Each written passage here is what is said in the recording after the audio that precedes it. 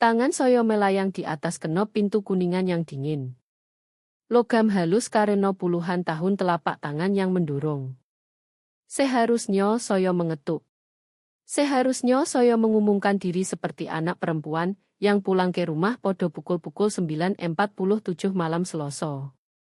Tapi saya mendengar tawa di dalam ruang tamu. Tawa yang mahal. Tawa yang muncul setelah gelas ketiga whisky impor yang harganya lebih mahal dari cicilan rumah orang kebanyakan. Suara Bapak Rahmat Wijaya memotong pertama. Koyo, percaya diri. Suara yang dia gunakan saat akan menutup kesepakatan atau menghancurkan hidup seseorang. Kadang keduanya sekaligus. Putaran lagi, tuan-tuan. Gelas berdenting. Es berderak. Tawa Sinta menyusul. Tajam dan cerah. Saya tahu tawa itu. Dia menyimpannya untuk saat seseorang akan dihancurkan tanpa sadar. Saya pernah mendengarnya diarahkan podo lawan di pengadilan, podo perawat yang tidak menyenangkannya. Podo saya saat berusia 19 tahun dan bodoh karena berpikir gelar ilmu komputer, saya bisa mengesankan siapapun di keluarga ini. Saya seharusnya pergi. Kembali ke apartemen sederhana saya dengan perabotan bekas dan kunci yang benar-benar berfungsi, yang menjaga semua orang keluar, termasuk orang-orang yang berbagi nama keluarga saya. Tapi kemudian saya mendengarnya. 3 kata yang membuat kaki saya membeku di karpet persia di bawahnya. Villa Melati akan dijual. Rumah nenek saya. Satu-satunya tempat di masa kecil saya di mana seseorang melihat saya sebagai sesuatu selain kekecewaan dalam kardigan. Saya mendekat. Pintu tua itu. Segelnya tidak sempurna. Suara merambat. 300 miliar. Suara bapak membawa beban pengakuan. Kasus buruk. Saya pikir bisa menang. Saya bertaruh salah. Bimo Santoso berbicara selanjutnya. Mantan pacar saya. Yang pernah bilang saya brilian sebelum bilang saya bukan materi istri. Suaranya memiliki kualitas licin seperti broker properti. Villa itu dinilai 1,2 miliar. Penjualan cepat, dokumen bersih. Komisi saya 8%, 96 juta untuk saya. Cukup untuk menutupi kewajiban segera Anda. Dan Sinta tidak perlu tahu seberapa buruk masalahnya. Sinta tertawa lagi. Dia tidak akan bertanya. Dia tidak pernah bertanya. Hanya menandatangani apapun yang Anda taruh di depannya dan tersenyum seperti anak anjing yang bersyukur. Dodo saya sesak. Bukan karena kaget, tapi karena pengenalan. Saya bisa memperbaiki ini sekarang. Saya bisa membuka pintu ini, masuk, dan menawarkan cek. 300 miliar bukan opo-opo.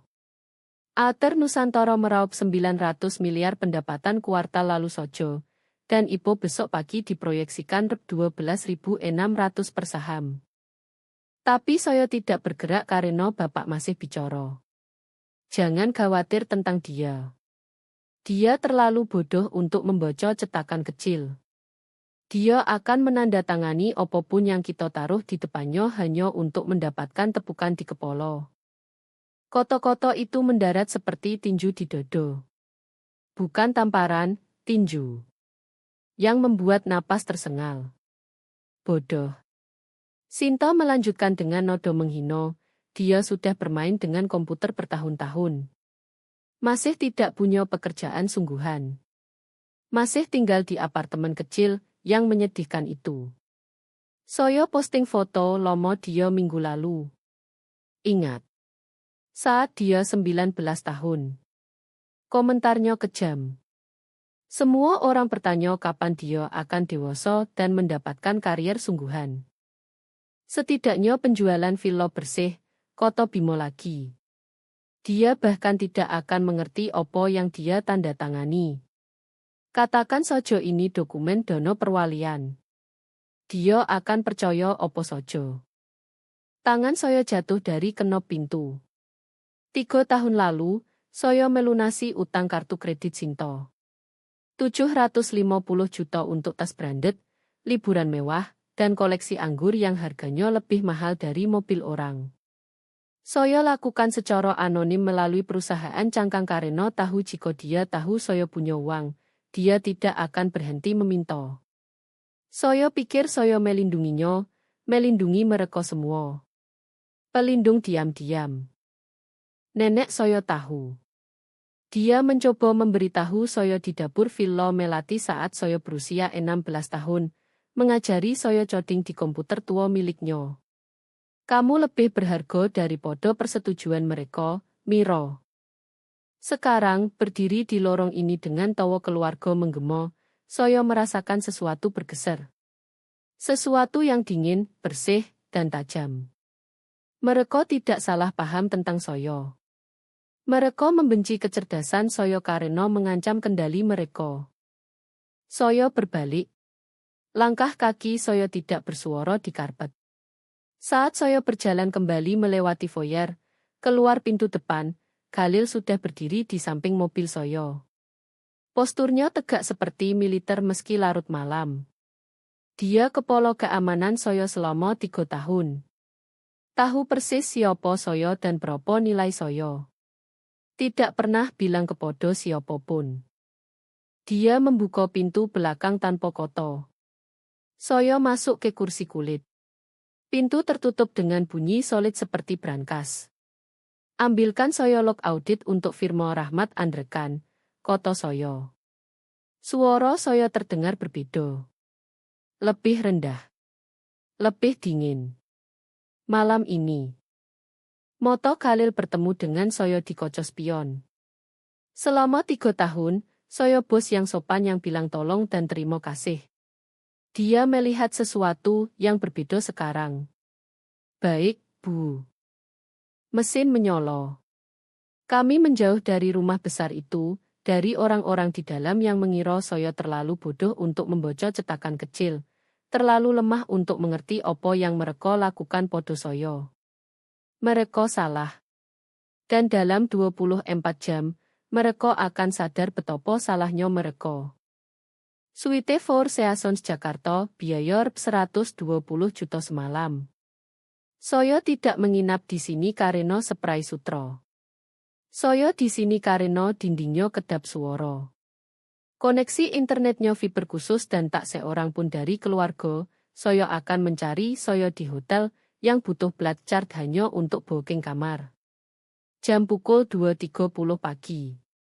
3 monitor menyala biru di meja mahoni. Masing-masing menampilkan lapisan berbeda infrastruktur keuangan Rahmat Andrekan. Jari saya bergerak di keyboard tanpa pikir sadar. Otot ingatan dari 10.000 jam coding berubah menjadi perintah yang mengupas setiap transaksi, setiap transfer kawat, setiap upaya putus asa bapak untuk menutupi kerugian. Ater Nusantara menyediakan keamanan siber untuk firma ayah saya selama 2 tahun. Dia tidak tahu itu. Tidak tahu setiap email, setiap catatan keuangan, setiap pesan panik ke akuntannya mengalir melalui server yang saya kendalikan. Dia memanggil saya bodoh. Saya membuka dokumen pertama. Berkas kasus dari 18 bulan lalu. Rahmat Wijaya mewakili perusahaan farmasi melawan gugatan kelompok. Lawan punya bukti, saksi, momentum. Bapak bertaruh 90 miliar pada penyelesaian yang tak kunjung datang. Rugi total. Berkas berikutnya. Taruhan lain. Kerugian lain. Pola muncul seperti retakan di kaca. 300 miliar hilang, bukan dicuri, bukan diselewengkan, hanya keputusan arogan dan sembrono dari pria yang percaya pesonanya bisa mengalahkan fakta. Saya buka catatan keuangan Sinto selanjutnya. Gaji dokter bedanya besar. Rp 4,2 miliar setahun seharusnya cukup untuk siapapun kecuali dia menghabiskan Rp 8,7 miliar setahun. Pakaian desainer, liburan mewah, koleksi anggur yang tiap botol lebih mahal dari mobil pertama saya. Dia sudah berdarah uang bertahun-tahun, pakai kartu kredit seolah terpisah dari realitas, dari konsekuensi. Saya temukan thread email tersembunyi di akun pribadinya. Judul, Masalah Miro. Perut saya mual, tapi saya buka juga. Sinta ke Rahmat 3 bulan lalu, kita harus aktifkan admin keluarga sebelum dia sadar dia punya pilihan. Balasan Rahmat, dia tidak akan sadar. Dia terlalu sibuk main komputer. Sinta lagi, Villa Melati adalah permainannya. Nilai sentimental. Dia akan lakukan apa saja untuk mempertahankannya. Kita frame sebagai bantu dia. Ambil yang kita butuh. Lanjut. 3 bulan. Mereka rencanakan ini selama 3 bulan. Saya screenshot semuanya. Setiap email, setiap transaksi, setiap kebohongan mereka tentang siapa saya dan berapa nilai saya. Ponsel saya bergetar jam pukul 3.15. Pramudia Hartono, satu-satunya orang di luar tim keamanan yang tahu kebenaran. Kamu seharusnya tidur, kata saya. Kamu juga. Suaranya tegang seperti orang yang 48 jam terakhir mempersiapkan event keuangan terbesar karirnya. IPO Adar Nusantara diproyeksikan pecah rekor. Kurang dari 24 jam lagi. Saya tahu. Kamu tahu. Dia diam saya dengar dia berjalan, pasti mondar-mandir di kantornya. Pram tidak bisa diam saat uang dipertaruhkan. Karena jika kamu tidak pisahkan keuangan secara hukum sebelum pasar buka, utang mereka jadi tanggunganmu. Hukum keluarga Indonesia tidak ramah di sini. Koto-koto itu seperti air dingin. Saya tahu ini di otak saya.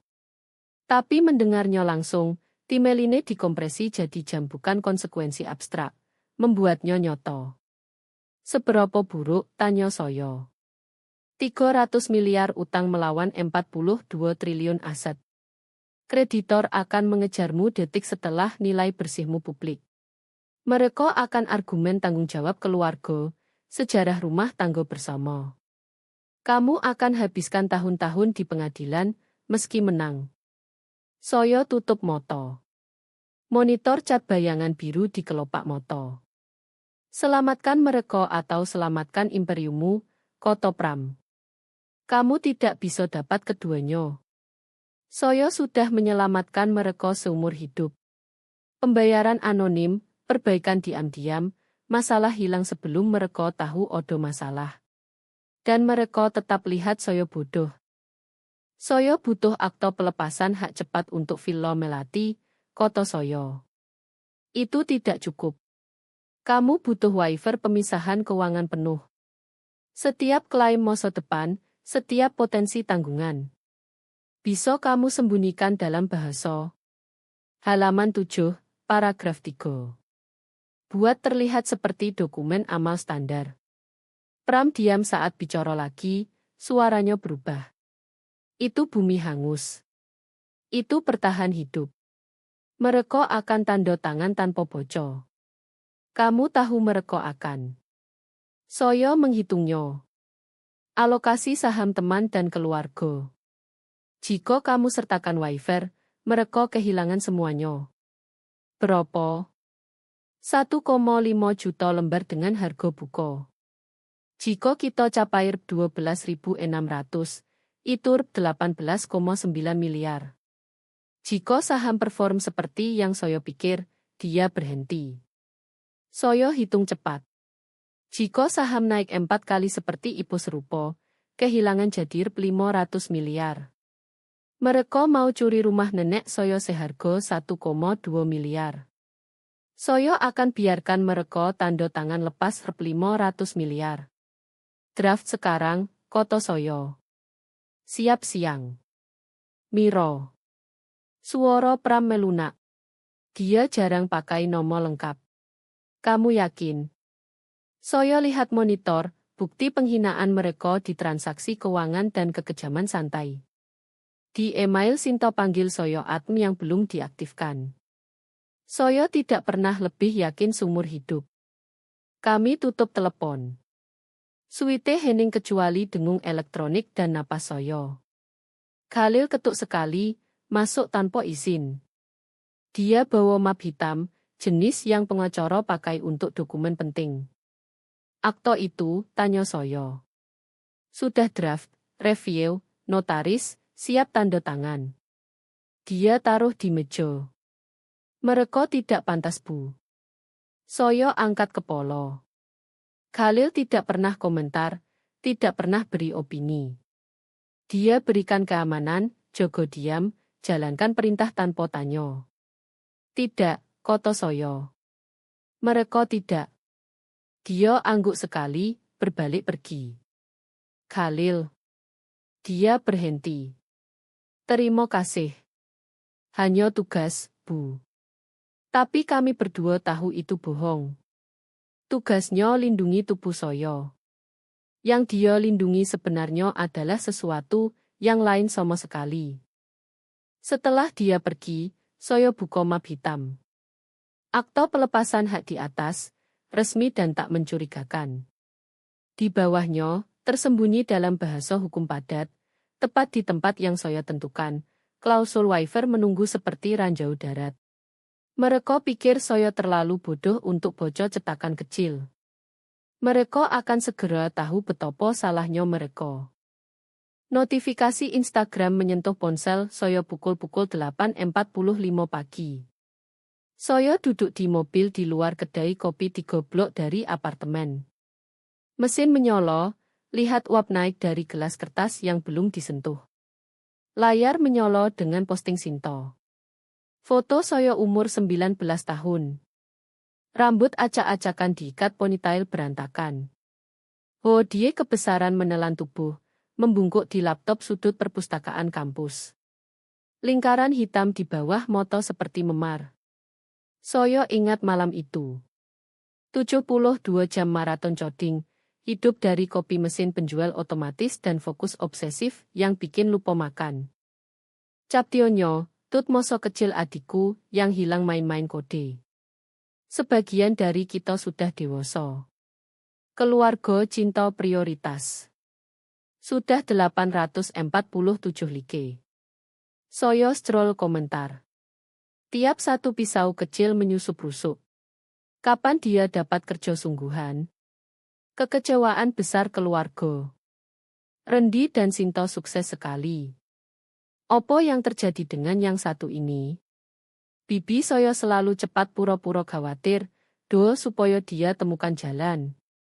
Sepupu David yang pinjam 75 juta 2 tahun lalu tak pernah bayar. Mungkin saatnya intervensi. 200 komentar, semua lihat persis yang Sinto mau. Kegagalan, malu, beban keluarga yang tak pernah dewasa. Saya taruh ponsel terbalik di kursi penumpang. Kopi sudah dingin. Mereka sedang melembutkan saya, pastikan saya terluka dan putus asa saat masuk perpustakaan jam 3. Pastikan saya bersyukur atas remah-remah yang mereka tawarkan. Meski remah itu rumah nenek sendiri, kekejaman itu presisi. Beda. Sinto belajar di Fakultas Kedokteran, pasti. Cara memotong tepat cukup dalam untuk sakit maksimal tanpa bunuh pasien. Saya drive ke Villa Melati sendirian. Gerbang tak terkunci. Selalu begitu. Nenek tak pernah percaya menjaga orang keluar, mungkin itu sebabnya dia wariskan rumah ke saya bukan ke bapak, yang pasti pasang sistem keamanan dan kamera serta sensor gerak bikin iri benteng. Kerikil jalan berderak di ban. Saya parkir di tempat biasa, di bawah pohon oak yang nenek tanam umur 23 tahun baru menikah. Dulu dunia lebih kecil dan janji masih berarti. Rumah terlihat lelah. Cat putih mengelupas dekat atap. Jendela butuh ganti. Tangga depan melengkung tengah karena puluhan tahun langkah kaki. Tapi tulangnya kuat. Kokoh. Jenis bangunan yang tak lagi dibuat saat orang bangun untuk abadi bukan untuk jual. Saya masuk dengan kunci yang saya bawa 8 tahun. Kunci yang nenek tekan di telapak tangan musim panas sebelum dia meninggal. Menutup jari saya di gigi kuningan seperti menyerahkan sesuatu lebih berharga dari logam. Ini milikmu, Miro. Bukan milik ayahmu. Bukan milik Sinta. Milikmu. Jangan lupa. Saya tak paham saat itu. Saya pikir dia maksud kunci. Sekarang saya tahu dia maksud rasa memiliki. Di dalam, udara bau debu dan kayu tua serta hantu parfum lavender nenek. Saya usap tangan di pegangan tangga, rasakan serat di telapak. Halus di beberapa tempat, kasar di lainnya, aus jujur dari pakai jujur. Sulaman nenek masih tergantung di lorong. Kutipan Virginia Woolf. Seorang wanita harus punya uang dan ruang sendiri. Dia jahit saat 67 tahun. Setelah kakek meninggal dan tinggalkan dia mandiri finansial pertama kali, dia gantung di pintu masuk seperti deklarasi perang melawan siapapun yang pikir janda harus bersyukur dan diam. Saya jalan pelan lewat ruangan. Dapur dengan ubin kuning dan retak meja tempat saya jatuhkan wajan besi umur 12. Ruang tamu dengan perapian yang benar-benar nyolo. Berbeda dari gas dekoratif di rumah bapak. Kursi bocor dekat jendela, kulit retak yang bentuk tubuh nenek selama 40 tahun buku dan cahaya sore. Saya duduk di kursi itu sekarang. Album foto masih di meja samping. Saya tak buka. Saya tahu isinya. Nenek dan saya. Ratusan foto rentang 18 tahun. Dia ajari saya berkebun, masak, coding di komputer tua yang dia beli di pasar loak karena dia percaya teknologi adalah kekuasaan dan perempuan butuh kekuasaan. Tak satu foto pun sertakan bapak atau Sinta kecuali potret keluarga formal, di mana semua tersenyum dan bohong. Dia tahu. Bahkan saat itu, dia tahu saya selalu pemberi. Yang datang bawa belanja saat dia flu, yang perbaiki komputernya saat ceras. Yang duduk dengannya bulan terakhir saat perawat hospice bilang tinggal hari dan yang lain punya urusan lebih penting. Sinta datang 2 kali. Bapak tak datang sama sekali. Dan saat dia meninggal, mereka nangis di pemakaman. Kesedihan performatif keras yang bikin pelayat lain tepuk bahu dan bisik bela sungkowo. Mereka pakai hitam, usap mata kering, terima simpati seolah kehilangan sesuatu tak terganti. Lalu 3 bulan kemudian mereka coba jual rumahnya. Saya keluarkan ponsel. Posting Sinta sudah lewat 1000 like. Komentar bertambah. Ponsel bergetar dengan sems dari saudara jauh yang tak saya dengar bertahun-tahun. Semua khawatir. Semua bapak seolah saya masalah yang perlu dikelola. Kekejaman dirancang, dihitung. Mereka mau saya putus asa dan malu saat tanda tangan kertas jam 3. Mereka mau saya begitu bersyukur atas perhatian mereka sehingga tak bertanya. Suara nenek bergema di kepala, jernih seolah duduk di depan saya. Rumah cuma kayu dan batu, Miro. Martabatmu yang penting. Saya dengar kerikil berderak di luar. Langkah di teras. Pintu terbuka tanpa ketuk. Khalil isi ambang pintu, map hitam di tangan. Dia pakai seragam standar. Jas gelap, tak pakai dasi, ekspresi tak bocor apapun. Tapi matanya berbeda hari ini. Lebih lembut, hampir minta maaf. Dokumen akhir, Bu. Dia taruh map di meja samping. Semuanya siap. Saya tak buka. Saya tahu isinya. Akta pelepasan hak, waiver, jebakan yang tampak seperti menyerah. Dia tak pergi. Hanya berdiri, tangan di belakang, lihat sulaman di dinding. Mereka tidak pantas, Bu. Suaranya kasar, tak biasa emosi. Nenekmu akan bangga dengan opo yang kamu bangun. Sesuatu di dodo saya longgar. Tak banyak, cukup untuk bernapas. Terima kasih. Dia angguk sekali dan pergi. Pintu klik tutup di belakangnya. Ponsel bergetar. Nomo Pram menyolo. IPO Bukor 12.600 per saham. Kamu akan jadi miliarder. Siap. Saya ketik balik dengan jari mantap, lebih siap dari yang mereka tahu. Jam 2 siang datang lebih cepat dari seharusnya. Saya berdiri di kamar mandi apartemen, tatap jas hitam tergantung di belakang pintu. Tom Ford, dijahit pas seperti baju zirah. Saya beli 6 bulan lalu untuk rapat dewan dengan investor yang butuh percaya wanita, 26 tahun bisa jalankan perusahaan miliaran. Hari ini saya pakai untuk pesta keluarga. Saya pakai pelan, tiap potong sengaja. Jas, kemeja sutra putih di bawah, jam Patek Philippe yang harganya lebih dari mobil bapak. Bayangan saya balik tatap. Orang asing tapi familiar. Wanita yang nenek selalu tahu saya akan jadi. Jam pukul 2.47 sore. 1 jam sebelum pasar tutup.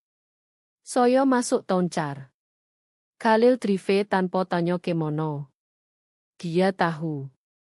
Saya semspram. Umpan siap. Biarkan mereka ambil. Balasannya langsung. Mereka tak akan tahu apa yang menghantam. Mobil menjauh dari gedung apartemen. Saya tak lihat belakang. Tak perlu. Hidup itu berakhir hari ini. Saya tak ke pesta. Saya ke negosiasi. Dan mereka mau lihat saya tanda tangan lepas hidup. Mereka akan dapat keinginan, tapi tidak seperti yang mereka harap. Perpustakaan bau kulit dan kebohongan. Uang lama dan rahasia lebih lama. Dulu saya suka ruangan ini saat kecil. Saat saya pikir rak buku dari lantai ke langit-langit berarti bapak hargai pengetahuan. Sekarang saya tahu itu cuma wallpaper mahal. Setengah buku itu tak pernah dibuka. Bapak duduk di belakang meja mahoni seperti rojo beri audiens. Pengacara pribadinya berdiri di samping, jas abu-abu lupa dan tarif per jam tak terlupakan. Bimo sandar di rak buku kiri saya, tangan silang, senyum sombong kecil di sudut mulut. Senyum yang bilang dia sudah hitung komisi. Jam 3 tepat. 1 jam sebelum pasar tutup. Pintu buka di belakang saya. Parfum Sinto datang 5 detik sebelum dia. Sesuatu Prancis floral dan sesak. Dia lewat saya tanpa acuh, ambil posisi di kanan bapak seperti yang dia lakukan sejak kecil. Anak kesayangan. Yang jadi dokter bedah, menikah baik, posting foto filter sempurna hidup terkurasi sempurna. Terima kasih sudah datang, Miro. Suara bapak bawa nodo itu. Yang terdengar hangat tapi bukan. Yang dia pakai podo klien sebelum jelaskan kenapa kasus mereka tanpa harapan. Saya tahu ini mendadak. Kamu bilang penting. Saya jaga suara lembut, ragu. Coro saya dulu umur 19 saat putus asa ingin dia perhatikan saya, lihat saya, hargai apapun yang saya lakukan. Yo. Dia isyarat kursi di depan. Silakan duduk. Saya duduk. Lipat tangan di pangkuan. Biarkan bahu melengkung sedikit. Bahasa tubuh orang yang tak pernah belajar ambil ruang. Pengacara geser dokumen di meja. Kertas tebal. Minimal 20 halaman. Judul cetak tebal. Pelepasan dana perwalian dan transfer properti. Jantung saya tak berdegup kencang. Tangan tak berkeringat, tapi saya pastikan mereka pikir begitu. Kami sudah diskusikan masa depanmu, bapak mulai. Dia benar-benar terdengar ayah, khawatir, seolah akan beri saya kebaikan bukan rampok saya buta. Kamu 26 tahun, masih cari jalan. Itu terpuji, sayang.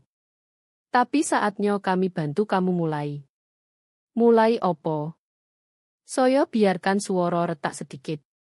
Cukup. Dengan hidupmu. Nodo Sinto bisa potong koco. Kami lepas 750 juta dari dana perwalian keluarga. Modal untuk hobi komputer kecilmu. Hobi komputer kecil. Koto itu duduk di dodo seperti batu. Ater Nusantara pekerjakan 217 orang. Kami sediakan infrastruktur keamanan siber untuk 70% Fortune 500 Indonesia. Pendapatan kuartalan melebihi opo yang firma hukum mereka hasilkan 2 tahun. Tapi saya tak bilang itu. Sebaliknya, saya ambil dokumen dengan jari gemetar. Gemetar sungguhan kali ini. Bukan takut, tapi usaha keras tak tertawa di muka mereka. Saya scan halaman pertama. Bahasa pelepasan perwalian standar. Halaman 2 outline pembayaran 750 juta. Buat terdengar murah hati, perlu, terlambat. Di halaman 3 masuk klausul transfer properti. Di halaman 7, paragraf 3, mereka ambil semuanya. Villa Melati, rumah nenek, satu-satunya tempat saya pernah rasa aman. Mereka transfer akta untuk nutup kewajiban keluarga tertunda. 300 miliar utang judi tersamar sebagai biaya hukum kasus buruk yang Bapak ambil karena pikir dia lebih pintar semua orang di ruang sidang. Dia tidak. Villa dinilai 1,2 miliar. Mereka tukar warisan saya untuk 4% utang mereka, dan mereka pikir saya tak akan sadar karena terlalu bodoh bocah melewati bagian uang. Ini sangat murah hati, pengacara bicara pertama. Suaranya netral latihan orang yang lihat banyak hal buruk dan terima banyak chat. Mengingat situasimu, Nona Wijaya, keluargamu luar biasa akomodatif. Situasi saya. Seolah saya masalah. Seolah saya yang judi jutaan dan seret semua orang turun. Saya tidak paham. Saya angkat moto ke Bapak, biarkan moto basah. Bukan nangis, hanya di tepi. Kenapa villa? Itu rumah nenek. Dulu rumahnya. Sinta sudah bosan obrolan ini. Ponselnya di meja depan, Instagram terbuka. Siap dokumentasikan kehancuran saya untuk 15.000 follower. Dia sudah meninggal 3 tahun, Miro. Kamu bahkan tak mampu bayar pajak properti. Tapi saya bisa cari cara. Suara saya naik. Putus asa. Tolong, Pak. Itu satu-satunya yang saya punya. Kamu dapat 750 juta. Bapak cek rolejnya. Jam pukul 3.17. Dia mulai tak sabar. Itu lebih dari yang kebanyakan orang umurmu bisa tabung. Kamu harus bersyukur. Bersyukur. Koto itu rasa racun. Tak bisakah cari cara lain? Saya mohon sekarang. Saya bisa dapat kerja. Kerja sungguhan. Saya bisa bantu lunasi utang sendiri. Bimo benar-benar tertawa. Lakukan opo, Miro? Kamu coding di apartemen 6 tahun. Tak ada publikasi, tak ada portofolio yang dilihat orang, tak ada jaringan profesional. Pasar brutal sekarang. Kamu beruntung dapat posisi entry level. Lebih baik begini. Sinta bahkan tak angkat moto dari ponsel. Kamu tak mampu rawat pokoknya. Tak ada penghasilan sungguhan. Dan jujur, hidup di masa lalu tak sehat. Kamu perlu maju. Saya temukan pembeli yang akan jaga, tambah Bimo. Kamu harus bersyukur odo yang mau di pasar ini. Pengacara ketuk garis tanda tangan halaman 19. Nona Wijaya, saya odo janji jam 4. Jika bisa final sekarang. Bapak condong maju. Ekspresinya berubah. Tak ayah lagi. Hanya dingin. Tanda tangan atau dapat 0. Kami selesai manjakanmu, Miro. Saatnya kamu belajar dunia nyata. Jam dinding bocor pukul 3.42. 18 menit sebelum pasar tutup. Tanda tangani dokumen. Bapak potong tiap koto. Saya raih peno, biarkan tangan gemetar nyoto. Tapi sebelum ujung sentuh kertas, saya berhenti. Saya mau salinan, bisik saya. Untuk catatan saya. Nenek selalu bilang simpan catatan. Bapak geleng moto. Demi Tuhan, itu prosedur standar, Pak Rahmat. Pengacara gumam, tarik seduplikat dari tas. Sebenarnya lebih baik untuk penegakan jika ada duplikat asli. Kedua pihak pegang salinan dieksekusi. Dia geser set kedua di mahoni. Saya tanda tangan pertama, lalu kedua. Tulisan tangan saya tampak patah, ragu di keduanya. Bapak tanda tangan. Pengacara notaris kedua tumpukan dengan denting berat setempel. Senang. Bapak rebut salinannya sebelum tinta kering. Tak bocor lewat halaman 2. Tak bahkan lirik halaman 7. Saya tarik salinan saya, lipat pelan, pegang di dodo seperti selimut keamanan. Terima kasih, Pak. Bagus. Bapak berdiri. Saya senang kita selesaikan efisien. Dono akan transfer ke rekeningmu akhir minggu. Mereka pergi. Semua. Sinta sudah ketik sesuatu di ponsel. Mungkin posting tentang anggota keluarga sulit dan cinta keras. Bimo lempar pandang ibu terakhir sebelum ikut keluar. Pengacara packing tas tanpa koto. Pintu tutup. Hening. Saya hitung sampai 10, lalu 20. Pasti benar-benar mereka pergi. Air mata hilang.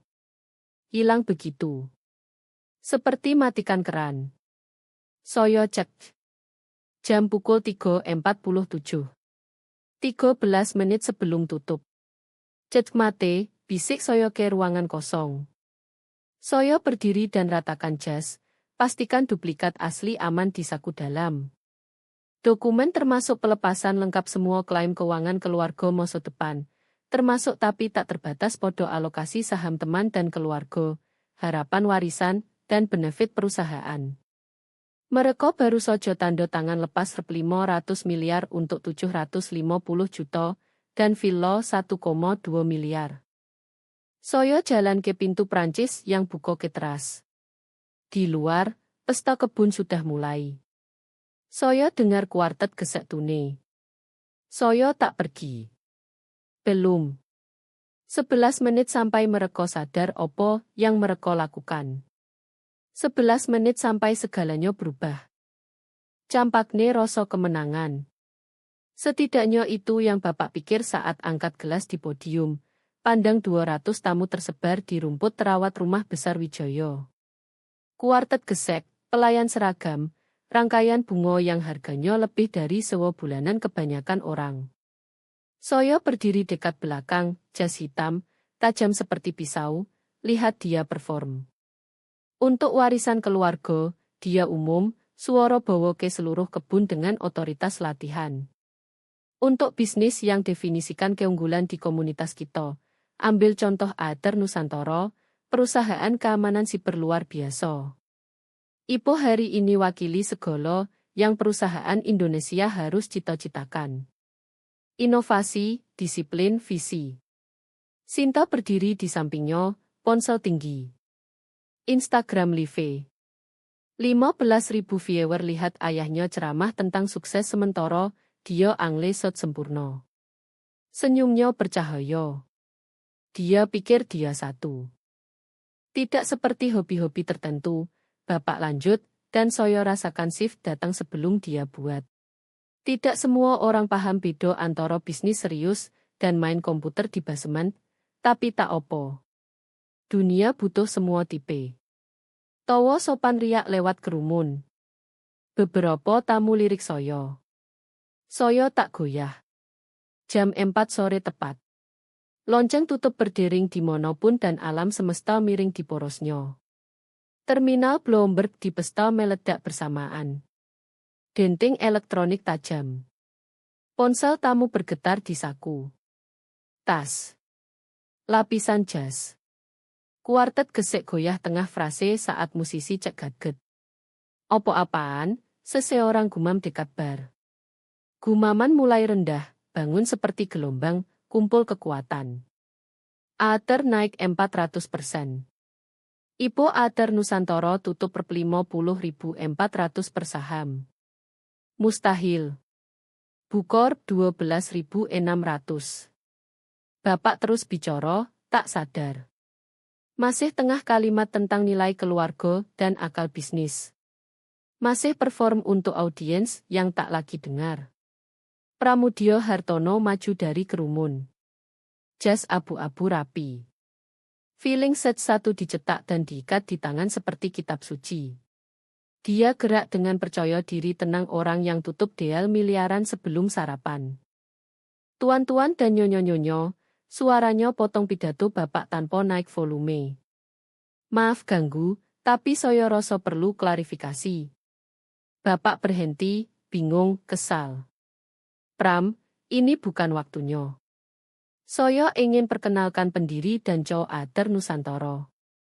Pram berbalik, ulur tangan ke saya. Miro Joyowijaya, yang operasi di bawah inisial untuk privasi. Hening jatuh ke kebun seperti gaya fisik. 200 wajah berbalik ke saya, mulut terbuka, mata lebar, jenis pengenalan terkejut yang terjadi saat realitas tulis ulang dirinya real time.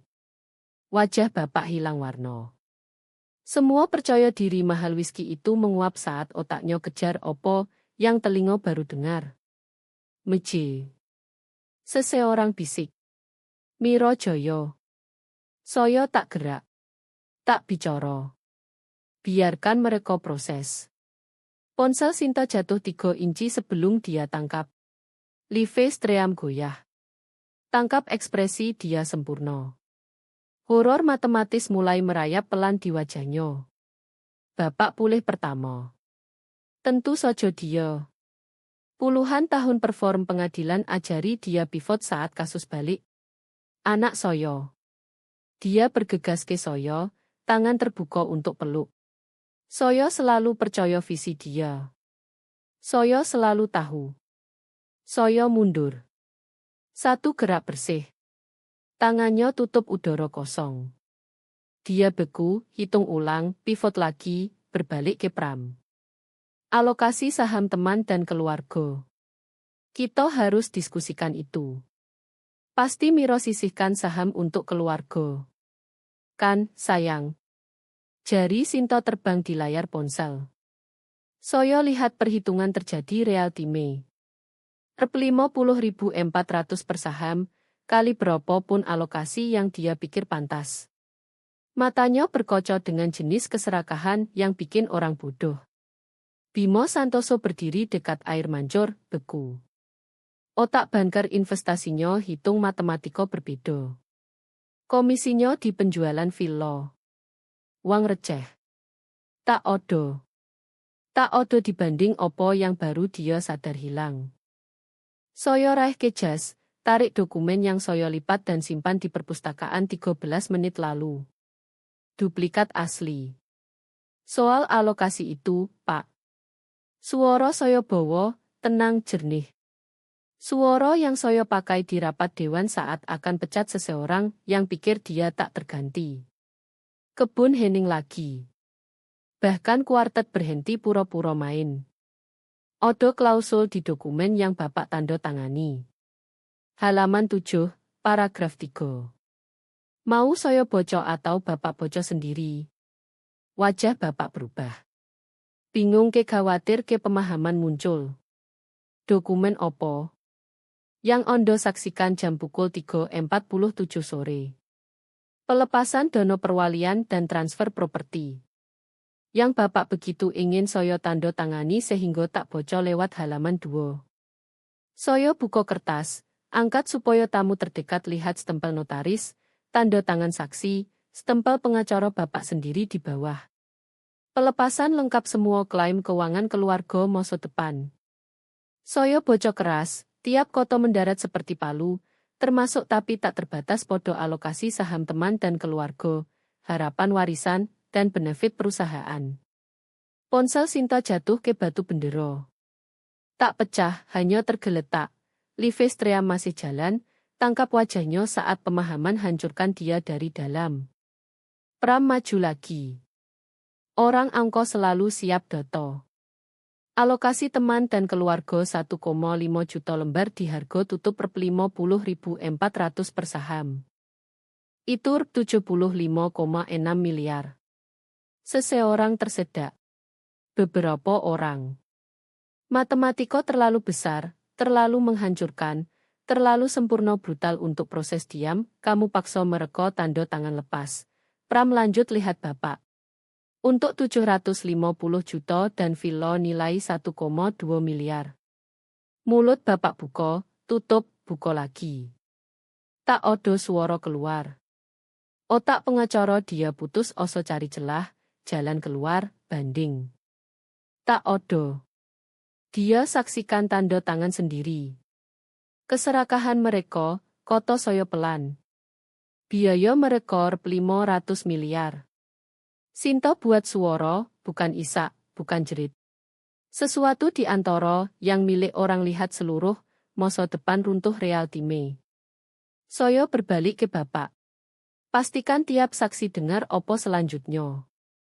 Ater Nusantara juga naikkan premi keamanan siber Rahmat andrekan 20%. Efektif sekarang. Anggap itu penilaian risiko profesional berdasarkan status klien berisiko tinggi. 140 saksi, termasuk rekan hukumnya, hakim yang dia main golf, termasuk semua yang penting di dunia profesionalnya. Live stream Instagram Sinto tangkap semuanya.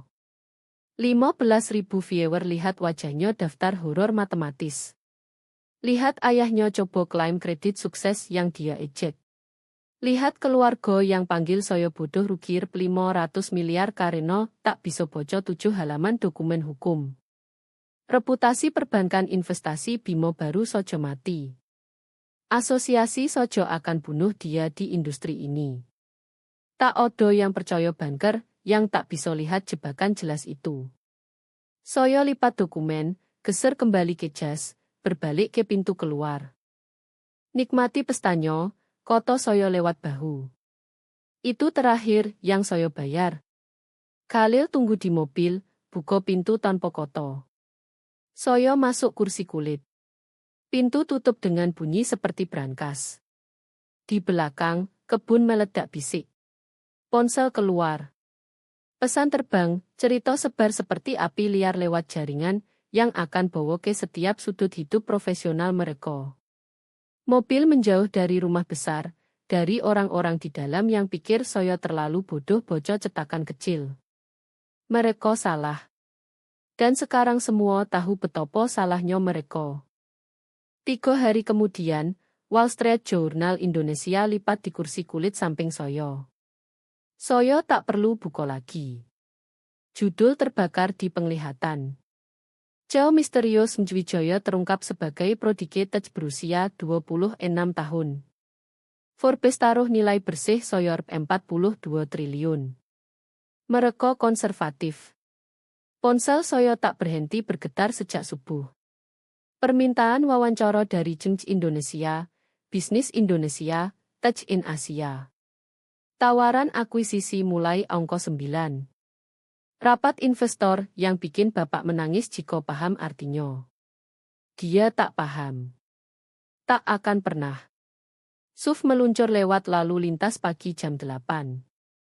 Khalil diam di kemudi. Rapat Dewan pertama sebagai cow publik dimulai 90 menit lagi. 3 target akuisisi di agenda. Rencana ekspansi yang gandakan jejak keamanan siber kami dalam 18 bulan. Tapi pertama, ada urusan lain. Ponsel bergetar. Notifikasi email dari Willow Holdings Lodge, perusahaan cangkang yang saya dirikan 6 bulan lalu saat pertama curiga keluarga mungkin coba sesuatu putus asa. Subjek, transfer properti selesai. Villa Melati milik saya. Ban senang jual surat utang hipotek yang pegang villa sebagai jaminan. Transaksi bersih, tunai untuk utang. Karena kepemilikan Bapak kontingen podo kontrak yang dia langgar, saya sekarang kreditor pegang kunci. Saya ketuk buka laporan inspeksi properti terlampir. Bapak dan Sinto pakai rumah nenek untuk penyimpanan. Barang antik berharga yang mereka klaim saat pindah barang musim semi lalu. Foto inspektur cerita berbeda. Furnitur reproduksi dari gudang diskon. Perhiasan kostum di kotak Tiffany palsu. Koleksi lukisan yang mungkin tipu orang yang belanja di obral hotel. Mereka rencana appraisal palsu. Penipuan asuransi, kemungkinan besar skema lain, jalan pintas lain, kejahatan lain. Mereka pikir saya terlalu bodoh sadar. Saya lampirkan pemberitahuan penggusuran digital ke email balasan. 30 hari keluarkan barang mereka. Bahasa hukum standar, profesional, dingin. Kirim. Pengacara bapak telepon 6 menit kemudian. Saya biarkan ke voicemail. Dengar sambil lihat kota lewat jendela. Ancaman litigasi, tuduhan penyalahgunaan lansia, pencurian, manipulasi pria tua bingung yang hanya mau bantu anaknya. Saya simpan voicemail. Bukti. Selalu bukti. Review akta pelepasan hak. Saya balik. Kamu saksikan tanda tangan. Semua legal. Semua terdokumentasi. Percakapan ini selesai. Blok nomor. Voicemail Sinta datang selanjutnya. Saya putar 3 detik pertama. Marah, air mata, sesuatu tentang pengkhianatan dan keluarga. Dan bagaimana bisa saya lakukan ini pada mereka setelah semua yang mereka lakukan untuk saya? Hapus. Tak perlu dengar sisanya. Bimo bisa bicara. Blok. Hapus. Hilang. Grup chat keluarga di atas pesan. 17 pesan belum dibaca sejak malam. Bapak coba jelaskan, justifikasi, manipulasi. Sinta tuntut saya perbaiki ini, minta maaf, ingat siapa yang besarkan saya. Sepupu dan bibi ikut beri opini tentang tanggung jawab saya dan egois saya dan sifat tak tahu terima kasih. Saya hapus seluruh thread tanpa bocor lewat preview. Lalu saya ganti nomor ponsel. Proses ambil 4 menit. Pram dapat yang baru. Khalil sudah punya. Tim eksekutif akan dapat pagi ini dengan instruksi ketat protokol privasi. Yang lain bisa cari cara hubungi saya lewat kanal resmi jika mereka pantas waktu saya. Agenda rapat dewan menyolo di tablet. Ekspansi ke 3 pasar baru. Target akuisisi yang akan kokohkan posisi kami sebagai penyedia keamanan siber dominan untuk institusi keuangan. Proyeksi pendapatan yang bikin CFO kami cek ulang hitungannya. Saya siap, lebih dari siap. SUF berhenti di kantor pusat ADER, Nusantara, jam pukul 8.47 pagi.